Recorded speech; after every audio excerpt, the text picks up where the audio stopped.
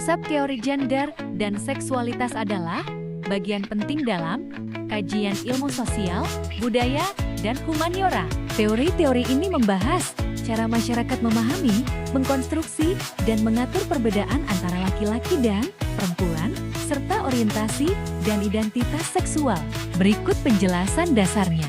Pertama, gender vs sex, seks jenis kelamin, mengacu pada perbedaan biologis antara laki-laki dan perempuan, misalnya kromosom, hormon, alat reproduksi.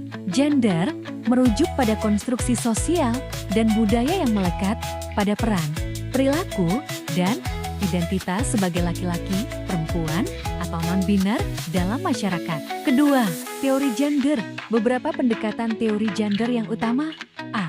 Feminisme, fokus pada ketimpangan gender dan perjuangan perempuan dalam melawan patriarki. Gelombang feminisme, gelombang pertama, hak-hak hukum dan politik, misalnya hak pilih. Gelombang kedua, isu domestik, pekerjaan, seksualitas, dan kekerasan terhadap perempuan. Gelombang ketiga dan keempat, inklusivitas ras, kelas, seksualitas, dan identitas gender. B. Teori konstruksionis sosial, menganggap gender bukan sesuatu yang kita miliki, tetapi sesuatu yang kita lakukan dalam interaksi sosial. Judith Butler. Gender is performative. C. Queer theory menolak kategori identitas tetap seperti hetero vs homo dan menggugat norma-norma heteronormatif, menyadarkan bahwa identitas seksual dan gender adalah fluid dan beragam. Ketiga, teori seksualitas, Michelle Foucault dalam History of Sexuality, seksualitas bukan hanya naluri biologis, tapi hasil konstruksi kekuasaan dan wacana dalam masyarakat. Seksualitas diatur dan dikontrol oleh institusi, agama, negara, pendidikan. Seksualitas tidak hanya tentang orientasi hetero, homo, bi, tetapi juga bagaimana masyarakat membentuk apa yang dianggap normal dan tidak normal.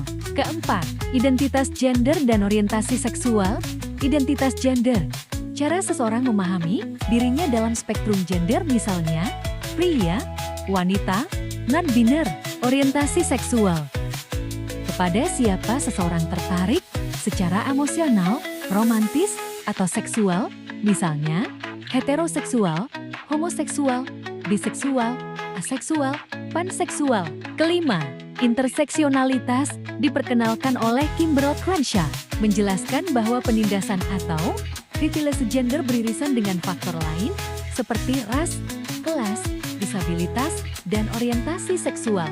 Maaf kalau kurang memahamkan, karena saya juga masih belajar. Semoga bermanfaat.